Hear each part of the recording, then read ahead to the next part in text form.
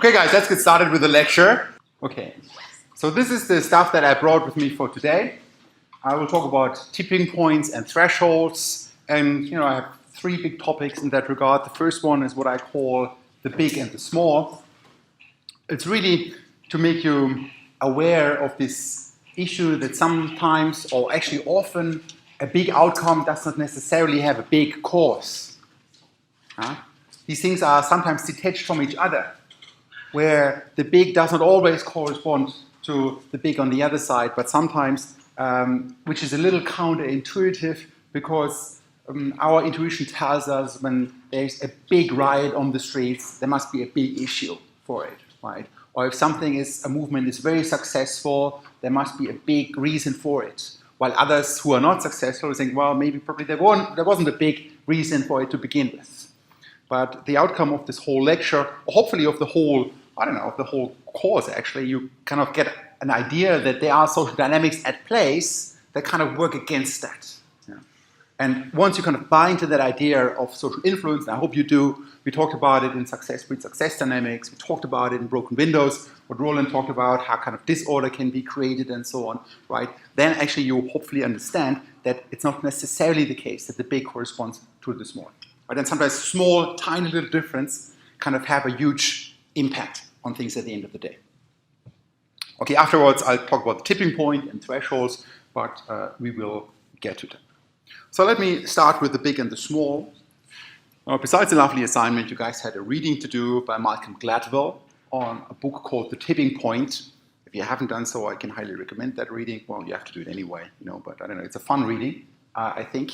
It's one of those books that you pick up at the airport, Tipping Point. The guy is a journalist. He actually writes really, really well, really nice. It's really, but at the same time, he has the references in it. So he discusses this whole issue about tipping points as well. And he uses various examples. One example that he uses is the popularity of a certain brand of shoes. In this case, it used to be Hush Puppies. Probably you don't remember. But, there used to be a brand of shoes around, and then suddenly, they were almost dying out. Nobody really cared about them anymore. And then at some point in the 1990s, it became the coolest shit ever. Right? And everybody was wearing these shoes. And suddenly, boom, they kind of took off, right? Or you see the same thing with Doc Martens, or with other kind of things. Fashion is a prime example where you see these kind of things. And in this case, they actually asked the managers of the company, of this Hush Puppies company, like, what did you do? Did you change your marketing strategy? Did you do anything differently? Did you change the product and so on? And they admitted, no, we didn't change anything. It's exactly the same as it used to be. We have no idea why suddenly we are kind of quadrupled our sales within a month. Why suddenly, we are in the business again, and instead of fighting for survival. Right? So that's sort of one of these examples where suddenly something was lingering along, almost dying off, and then bam, it changed dramatically. As it turns out, a lot of social phenomena work like that. Actually, our social life is plastered with examples where something goes like this, and then bam, it sort of takes off. So one area where you also observe that a lot is in the area of technology. This is a fax machine, believe it or not, but people used to use these kind of things. Press a button and then would scan it in and then would be sent through. It was like before email attachment in those days. And fax machines, only a handful of people had fax machines at the beginning of the 1980s. But then in 1984, again, fax machines became the hottest thing ever. So everybody wanted to have a fax machine. Companies had fax machines. And maybe you kind of see where this is going. Because if nobody has a fax machine, that means there's nobody around where you can send your fax. Right? Who would you send this to if nobody has a fax machine except you? Well, if everybody has a fax machine, it's almost expected that you have a fax machine because they say, well, we want to send it to you by fax. Where's your fax machine? So there you see how the incentives change with other people's having already adopted something, and how that is not a linear process, but how that really suddenly kind of changes. Another example is, the use of WhatsApp. These are sort of like now some statistics from a couple of years ago. It's quite interesting. It stops at 2015. I was trying to find recent numbers, but I don't know, that's all I could find within the last 5 minutes. So what you see is in 2010, I don't know, some people used WhatsApp, but then at some point something happened, at the beginning of 2013, where bam, the thing really took off. Within 3 months, the business tripled. The number of users tripled. Within 3 months, it's a very short amount of time, in the grand scheme of things. Suddenly nothing, and then boom. But it doesn't make sense. Everybody else of your friends is on WhatsApp, you start joining it as well, right? I remember another example when Facebook entered the German market. I grew up in Germany. And we did have, and Facebook didn't enter until quite late. So they were, I don't know, already in the States and other countries in the world, but they hadn't touched Germany for whatever reason. And there was this social networking site in Germany, I don't know, it used to be called StudiVZ. Everybody was on it. It was the thing, complete market saturation. Everybody had their profile on it, right? But within a short period of time, really a short period of time, nobody couldn't care about this website anymore. Suddenly, it completely shifted. Facebook was there. Well, they were the big kid in town, but still, and everybody else in Germany was on this other platform, but now suddenly everybody switched over, right? And you see that, I don't know, also with other examples. For example, the death of MySpace. Does anybody remember MySpace? God, good old times. Yeah. Used to be this website. I don't know what one did on MySpace. It was just like a internet, website kind of thingy where you also had sort of friends on it, but I think that was part of the problem, that it wasn't really quite clear what the hell MySpace is or what you do with it, but you had to have a site, right? You had to have an account. But then the thing was very popular, very popular. It's not that it died off slowly. The thing just fell off the cliff. Boom. It's almost dead overnight. Yeah. Made a lot of people poor who invested in it at that time, at the peak of it. Yeah. But so you see these kind of things change often very dramatically. They change not in a linear way, but somehow differently. Somehow with a big bang. And as it turns out, this is not limited to technology, but there are other phenomena like that. This is now a graph that Roland had briefly talked about when he gave the lecture on broken window theory. This is a graph that shows you the crime statistics in New York. Suddenly, the beginning of the 1990s, crime rate really dropped down dramatically. We still don't know why. Yeah. A lot of people spend a lot of thoughts on that. Yeah. A lot of time on thinking, what the hell did we do? I don't know, suddenly there's only half the crime, or even less than that, what it used to be a few years ago. What changed? And the thing is, and that's sort of the little confusing thing about this lecture to take out with it from today, sometimes nothing changed. Sometimes that is just the outcome of the social dynamics that are underlying these processes. Okay, so coming back to the big and the small, when something big changes, or when big changes occur, we naturally tend to think that these changes were caused by something equally big. We tend to think that cause and effect are proportional to each other. That a big change has to have a big reason. As it turns out, often that's not the case. Often that's not the case. And that's kind of difficult for us to understand. It's also difficult for a lot of sociologists to understand because they don't think about the social dynamics that this whole module is about. They don't think about the relationships that people have and how they are affected by the people around them. I ask myself what the kind of things they do, right? Because, I don't know, if not that, what is sociology?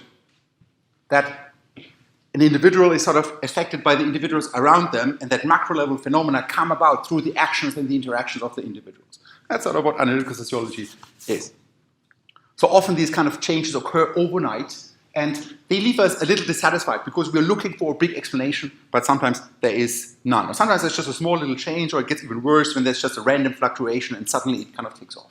For some random reason, somebody in New York liked hush puppies, put it on and wore it to the hipster coffee place, and somehow it took off.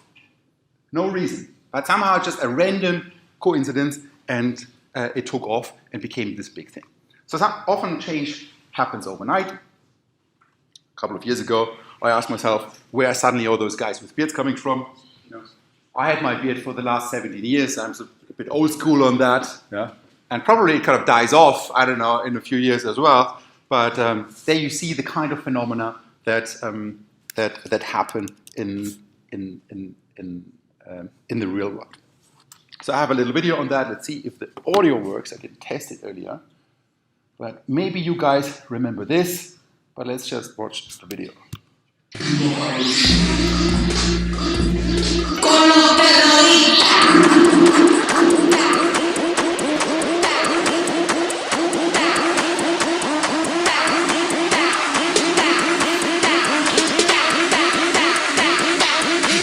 Harlem Shake.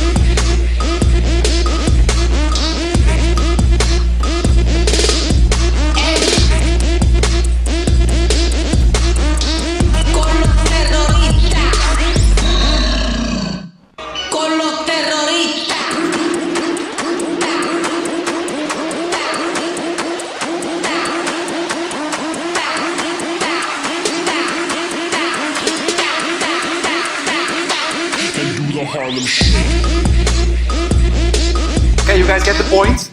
What is the point of this? This is one of those internet challenges, one of those crazy things that happens, right? And that should keep us as sociologists on our toes, because this is society, and society does crazy things. So, I don't know, let's try to understand it. Let's try to make sense of it. The Harlem Shake was a global phenomenon a couple of years ago. Suddenly everybody kind of, at every workplace, so people kind of made little Harlem Shake videos. It just went crazy on YouTube, and that's just one example of it. Another example is, you might remember, the ice bucket challenge. It was a few years ago where some people just took an ice bucket and just threw them over themselves, and they recorded the whole thing on YouTube, and somehow everybody seemed to be doing it, right? I wonder, how the hell, what's going on? Well, the latest thing I could find in that regard, you know, I'm sort of curious, trying to stay on top of what's going on in the world, and I kind of found this. Let's have a quick look at that. Apparently it's the latest thing these days.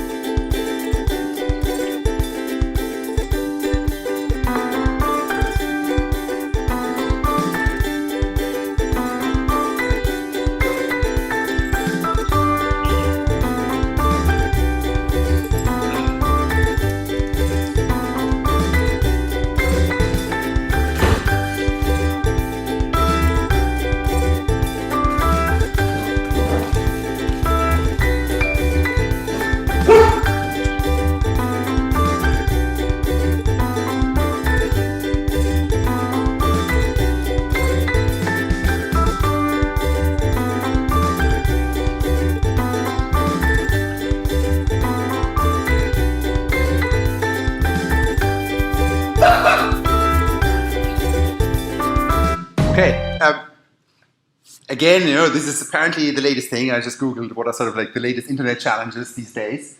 And I came across this one, and you know, there are millions of views of these on these little videos. There are actually thousands of these little videos. Everybody, I don't know, is producing these little videos.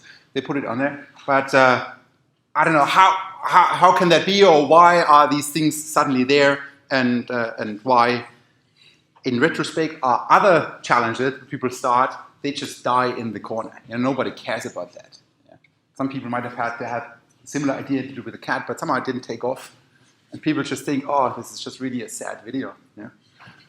And they move on and watch dogs. Yeah. But coming back to our case, these phenomena, they are kind of examples where something changes very dramatically and quickly, almost overnight.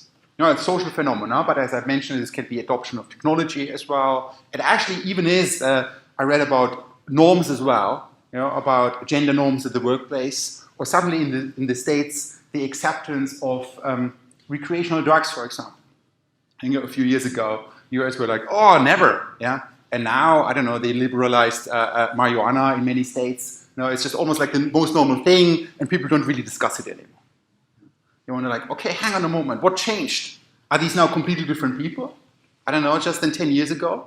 Well, probably there's a compositional change, there is, but it doesn't explain the whole thing. There is something else happening. And these kind of phenomena, we call them, when something changes from one regime to another, we call that a phase transition. Actually, that's a term that comes from physics. And the prime example is when you have water. Water is liquid. You cool it down, you cool it down, you cool it down. At some point, it freezes. It's not that it gradually freezes. It freezes at a certain temperature. And then, boom, it's all frozen. So it's not that there's a linear change, but something doesn't change, something doesn't change, something doesn't change. You make it colder, colder, colder. And then at some point, you hit 0 degrees, and then, bam, the whole thing freezes. So that's a phase transition. And these are the kind of things that happen in the social world as well. And this is now where the tipping point comes into play. So now let me talk about tipping points. So what do we mean by tipping points? Tipping points mean the following, that something small little happens, and then, we have something here, and something small little happens, and then the thing tips. It kind of moves. It doesn't change for the longest time, but then a tiny little change, and the whole thing changes. So we can define it in a way that people have often problems to understand how things can change very quickly for almost no apparent reason. As I said earlier, most sociologists tend to think in linear terms, where they also associate like a big change with a big cause, right? While in fact, argue, and lots of others would kind of say the same, we need to think about it in nonlinear terms. We need to think about nonlinear dynamics. Sometimes things just take off from one moment to the other. And it doesn't mean that we have to wave our hands and say, okay, well, as sociologists, we cannot say anything anymore. No, we have to understand the social dynamics that create that. And this is then where social dynamics and social networks come into play. Okay, so now let me briefly talk about tipping points. There was like the reading that you guys had to do for today, the first chapter from the book by Malcolm Gladwell. Oh, it's a nice little read, I can highly recommend it. And he kind of defines the tipping point as a dramatic moment when little causes drive the unexpected to become expected and propel the idea of radical change to certain acceptance. Basically, it's just something changes radically from one moment to the other. Okay, it's not a new concept. This kind of stuff has been around, and the idea, the expression tipping point, has been first popularized by sociologists in the 1970s in the context of neighborhood segregation. And that's a topic that will stay with us for the next few lectures, where we'll talk about segregation, meaning blacks living in one part of the town and whites living in the other parts of towns. And what people observed is that a very strange dynamics, that as people move in and out, not much changed, but as soon as the number of blacks in a particular neighborhood reached around 20%, most of the remaining whites in that neighborhood would almost leave immediately. And there was a sudden change in the social demographics of neighborhoods. Another study, Jonathan Crane, paper in AJS, I think, looked at this in a similar way, looked at the effect of role models in a community. Basically, he looked at how many people live in a certain neighborhood that have a high status workers, and he associated that with two outcomes. The first one was high school dropouts, and the other one was teenage pregnancies. So basically, he looked at different parts in the country. Can't remember where he looked at it, probably in the US. And looked at how many people work there in high-status jobs, and what is the number of high school dropout rates in those neighborhoods.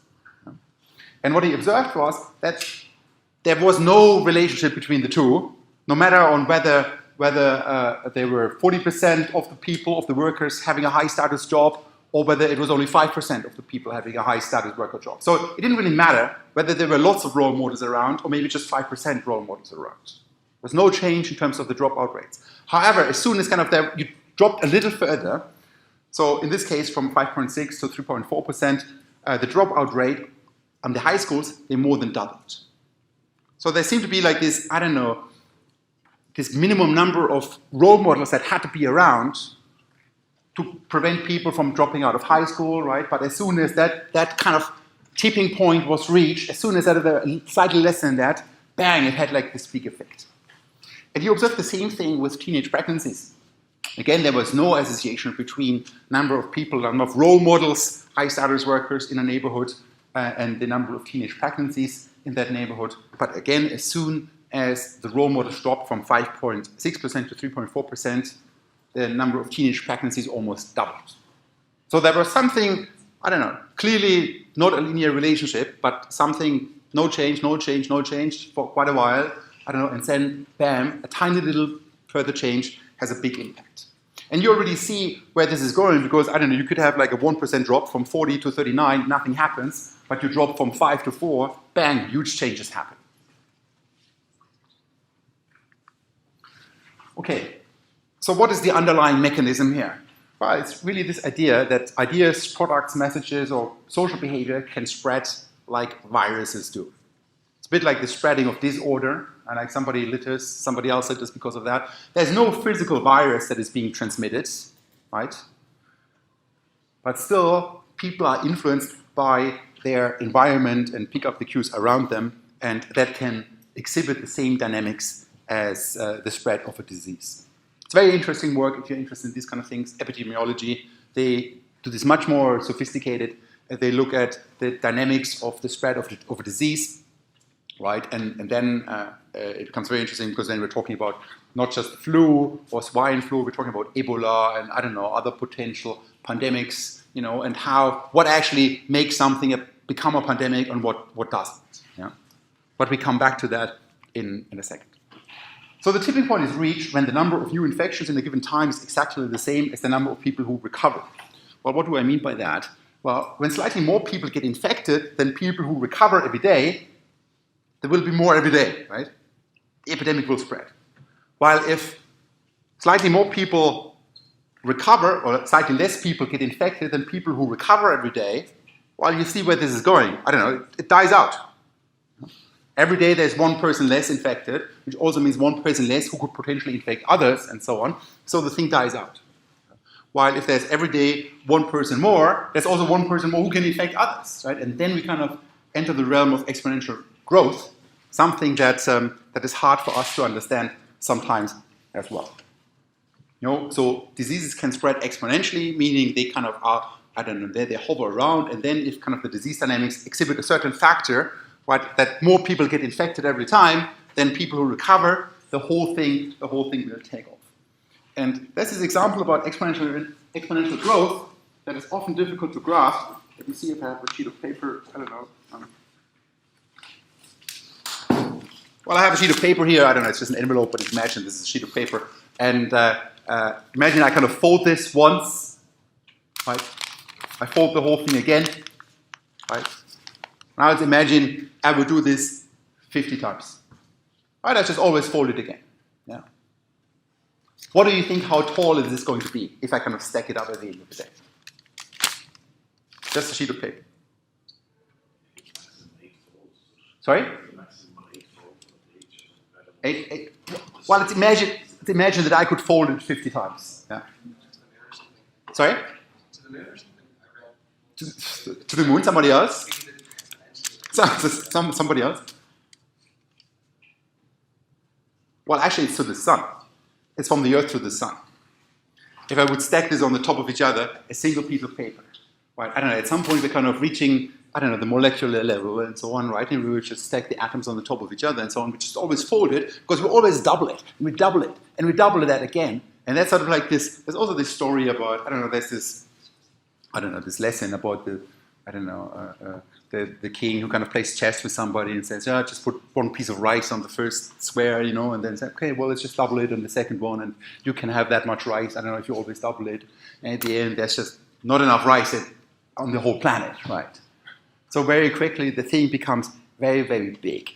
And then you see social dynamics, social influence playing a crucial role for that. So due to social contagion, small causes can have very large effects. In fact, cause and effect are not proportional anymore. And we often think that large effects are caused by something large, but as soon as social influence plays a role, this does not have to be the case anymore. And then you can find these crazy internet phenomena as well. Okay, I have one exercise, but I'm going to jump over that because I want to talk more about other things. Okay, so we talked about tipping points. So now let me move on and talk about threshold models and potentially come back to this exercise that I just jumped over, which is basically asking you for examples where other tipping points occur in daily life, where you observe these kind of things. So now I want to talk about threshold models, which are sort of related to that, and take the whole thing one step further. It's based on a reading by Mark Grund. It's a great reading. It's like an old paper, 1978, but it's like a great reading. This really, inspires my brain whenever I read it again, and I keep reading it again and again. And Mark Grund, he is probably one of the most influential sociologists. He definitely wrote the 3 most cited papers in sociology. This is, I think, only his 3rd most cited paper, so he has other ones that are actually even more important than that. But the threshold model of collective behavior is a bit of a technical read, but nevertheless very, very inspiring. So what is it about? Well, it is about collective behavior. What is collective behavior? It's like a whole field of sociology that we can study. It's about how collectivities behave. Social movements, for example, right? Or, the Harlem Shake as a global phenomena. That's a collective phenomena behavior as well. And now we can conceptualize the behavior of individuals. We can think about individuals do something, they protest against, water charges a couple of years ago, or they protest against something else, right? And you could think about people have different opinions about that. But let's simplify this. And let's just think about binary choices that people make. Yeah? So we can conceptualize many behaviors through binary choices. For example, you guys decided to attend the lecture today. And you're here. Others are not here. It's a binary choice. Or you do have lunch with your friends today, or you don't. Right? This is a binary choice. It's a simplification. Not everything can be simplified like that, but let's just go with that, right? And let's think about a riot as the example that we will come back to later on. So there could be a riot. You could join a riot. You could join me in a riot. I hope you will in a second. But you also could not. Right? That's a binary choice. Now, a threshold captures this idea that individuals' behavior depends on the number of other individuals already engaging in that behavior. You could be one of those guys who says, yes, Thomas, I'm going to join you in whatever you do. So I start a riot, you're with me for a second. But you could be another person who says, it's an interesting idea, but I don't want to be the only person there, So as soon as, let's say, 5 other people already join, I'm with you as well, right? While for somebody else, it could be 100 people. While for others, it could be 1,000. And that sort of reservation, that's what we refer to as the threshold. Now, that's an individual's threshold. Think about this in the context of rumors. Some friends tell you a rumor, right? And it's a really weird rumor, and you say, this can't be true. It can't be true that there's an extension of the assignment until next week and everybody gets an A. That's a rumor, yeah? I don't know. But you might hear it from one person, and you might be a person who believes in that. Yeah? All that is needed for you is one person to tell you that, and you tell it to others. While you might be somebody else who says, I don't really believe in that, but if 10 people say that, I don't know, I might actually believe in the rumor myself, and I might tell it to others. So there you see these kind of dynamics where people have different thresholds, different activation reservations to kick in and join a collective movement or to have one of those binary choices. And the example that we often have is movements, social movements, strikes. If you're the first person going on strike, well, good luck with it. I don't know, you might get fired. But when already 1,000 other people strike, let's say, 5,000 other students shut down, boycott the university because microphones don't work, which is what's usually the case at this place, and I fight against it, and you boycott it, then it's an easy thing for you to do. You could actually make sense because, lecturers cannot expect everybody to have been there when half of the population is on boycott, for example. Right? So the cost for you to joining something fall down the more people already do something or join a strike or a riot. Another example where you actually see that in Ireland in particular are educational choices. So you made the choice to go to the university. You're here. And Ireland often brags about, and probably rightly so, is the country with the highest rate, or one of the highest rates, at least in Europe, of people in every cohort, in every year, every school year, going to the university. It's about 60% of the people that you went to school with ultimately get a university degree. While in other countries, for example, Switzerland, it's 20%. It's like a big change. It's only 20% of a cohort go to the university. What was actually underlying that? Well, hang on a moment. If 60% of your fellow classmates go to the university, well, you better go to university too. Because at the end of the day, you have to apply for jobs, and there will be more people with university degrees. And I see that happening. We have like crappy jobs that we advertise, I don't know, in school offices or whatnot, and we require, I don't know, a master's degree. Yeah. Why? Because the people are there that have the degrees. So for you guys, it actually makes a lot of sense to get a degree. But you see how your choice is affected by the choices others made. It's not just what this education does for you, what your intrinsic values are, what you get out of it. It's also the decisions of others that matter here, that kind of change the cost and opportunity structure that you are facing. Same thing with innovations, I don't know, or riots, that's the example. Okay, so in the case of rioting, a threshold is the number of other people that have to riot, for somebody to join the riot. And now what I want to do, now I want to start with you a riot. We're going to do, everybody takes one piece of paper, but really just one piece of paper. There are numbers on it, and we know how crappy you guys are with counting. So really just one piece of paper. Make sure that it's just one piece of paper. Right? I cannot reiterate that. Just pick one piece of paper and pass it on. There are two numbers on it. Right? You will see there's A and there's B. Right? So while that happens, I'm going to explain a little bit about what's going on later on. So you will see these two numbers on it. You know, for some of you, it actually might be the same numbers. So don't be put off when there's the same number on it. But that number is now your threshold. Right? So first we'll focus on A, which is your threshold for A. And then there's going to be a task. Right? And your threshold will make you either join or will you not join. Right? Whatever is the task. So where's the thing? Is it going around? Yeah.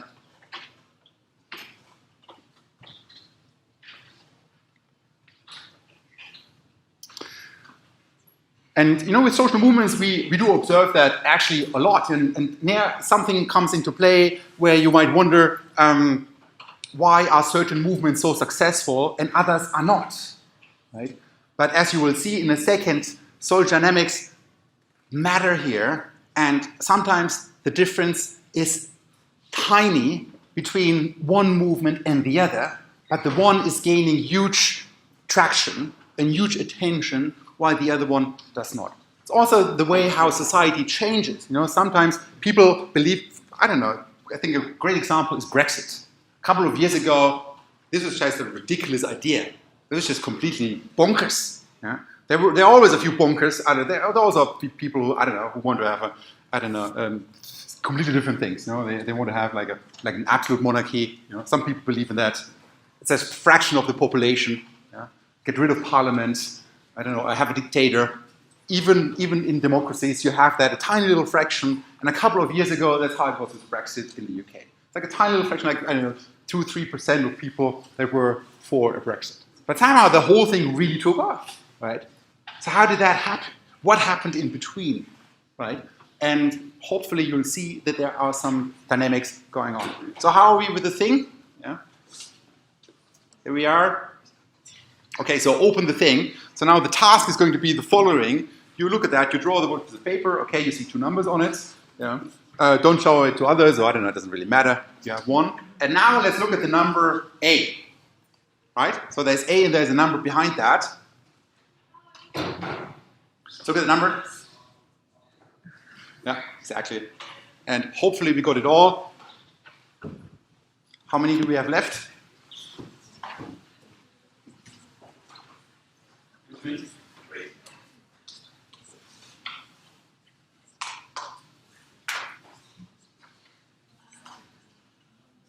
Actually, there's one person who just came in.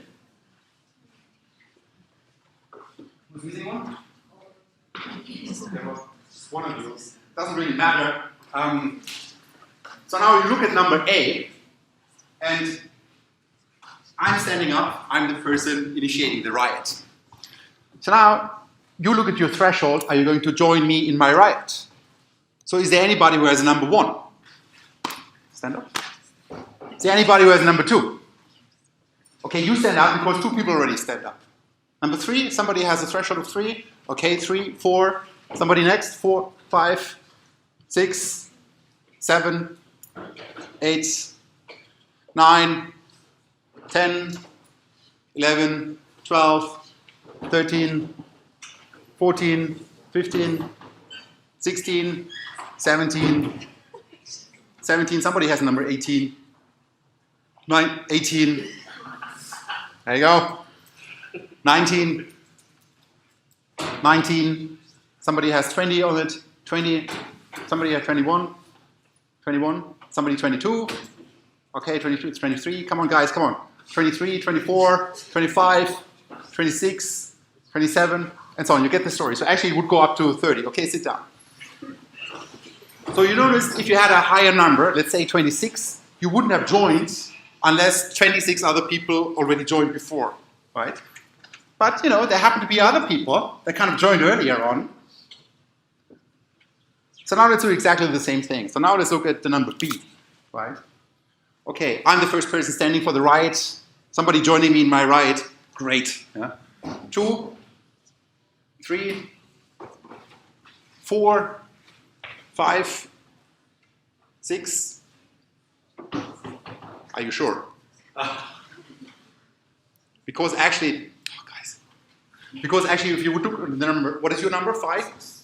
6? 6. Hang on a minute. So we go back a second, right? We go back a second. Okay, you sit down, and we are actually 5 people standing. 5 people standing. Anybody has a number 5? You see, that's exactly the point, right? And now, who has exactly the same number on an A and B? Actually, everybody has exactly the same number on A and B, except you, my friend. You have 5 and 6. And what does it say?